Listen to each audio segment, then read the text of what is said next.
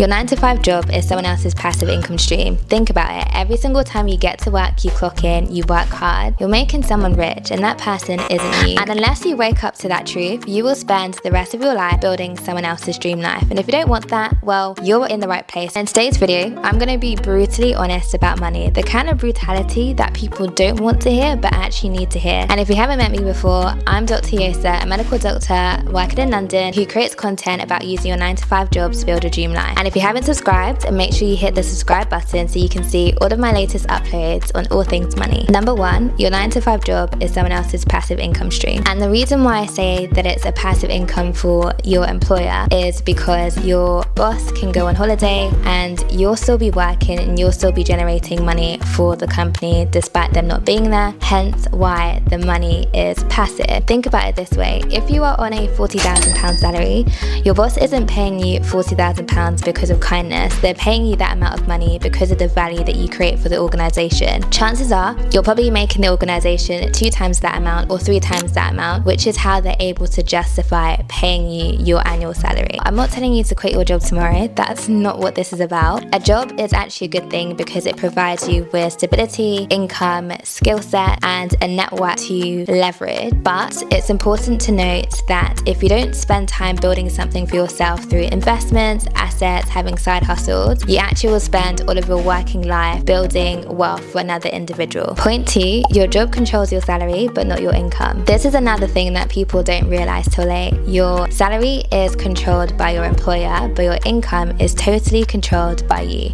So I'm going to break this down. Your salary is actually capped. I mean, you might get a 3% pay rise next year or you might get a promotion, but how much you earn is determined by either your boss, the HR department, or the company budget. And those 3 parties will dictate what value you are bringing to the organization and therefore how much they can decide to pay you on an annual basis. But your income is different. In fact, your income is unlimited. It is determined by the different income streams you create. You can sell products online, rent out a spare room in your house, tutor. All of these different things are ways that you can generate income alongside your salaried job. So from my experience, I guess the best way to view it is looking at your job as one source of income and then thinking about how you can generate other streams of income.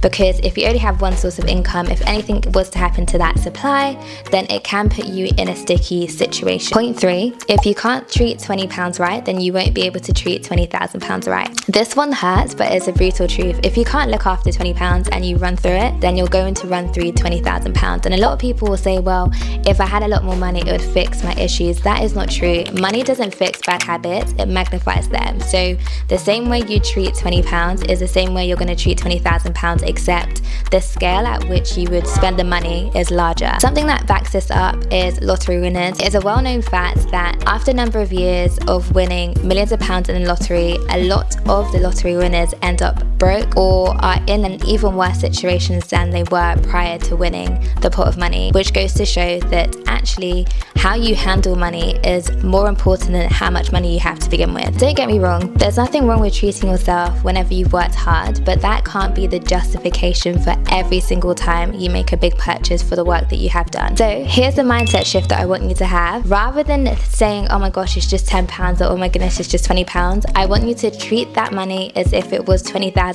or £20 million.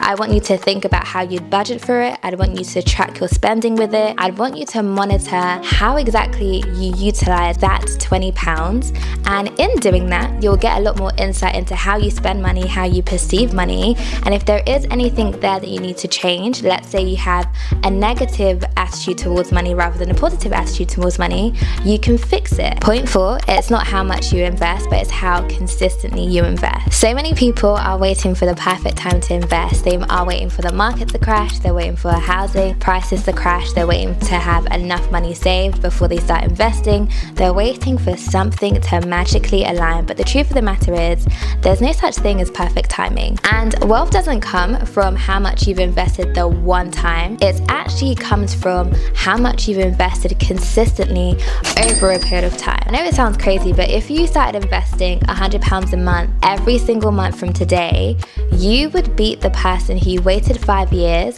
to save up £5,000 and then invested that £5,000 £1,000 in one go.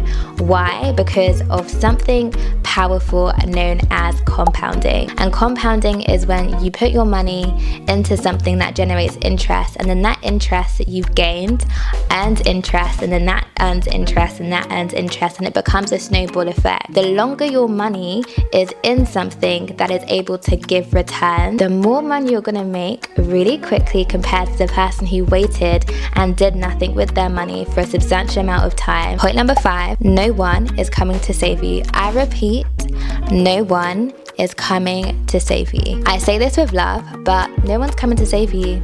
Not the guy in finance, not your family, not the government, not someone from TikTok, no one. And social media likes to do this a lot. We like to glamorize that something's gonna happen and all of a sudden our financial situation's gonna be intact. The truth is, you are responsible for your financial future. You are responsible for how your finances look like now. You are responsible for how your finances look like yesterday. And if you don't like how they look like yesterday, you need to put measures in place so that tomorrow when you look at them, you're a lot happier. So at this point, there really isn't much to add. I just want you to ask yourself, are you waiting for someone to save you, or are you going to save yourself and create the life that you know deep down inside you deserve to have? Point 6, your job should either give you money or skills. If it gives you neither, then you got to go. I'll be so honest, I look at jobs with this lens. Your job should either give you skill sets or money, but ideally it should give you both. If you're making good money but you're not learning new skills, at least you can use the money to either invest in a side hustles or invest in assets that can in turn create passive income. Whereas if you're in a job that doesn't pay you very well but you are learning new skills, you can then leverage the skills later to make you more money. Whereas if you're in a job that isn't paying you a lot of money but you are learning a valuable skill that you could then use later, that's absolutely fine, because you're investing in yourself now and the value creation from that skill set is going to be a lot more than what you're earning right now. But if your job is giving you neither, so you're not getting paid very well and you're not learning a new skill that you can leverage later on, I'm sorry to break it to you, but that's a dead end. You're gaining absolutely nothing, and it's not going to help you create the life that you want to have financially. And I can completely empathize with you that leaving a job is scary. However, staying in a job that isn't helping you in any capacity and wasting your time and wasting your precious years, I think is even scarier. Imagine what you could do in that time if you were a better place. Imagine what your life would look like. Imagine what your finances would look like. Imagine what your skill sets would be if you just made that change. So yeah guys, those are the 6 brutal truths that I felt compelled to share when it comes to money that we don't talk about. Let me know if there's other brutal truths that you have heard that you'd also like to share with people. And like I said, if you haven't subscribed, make sure you hit that subscribe button so you can see my latest uploads, and I will see you in my next video. Bye!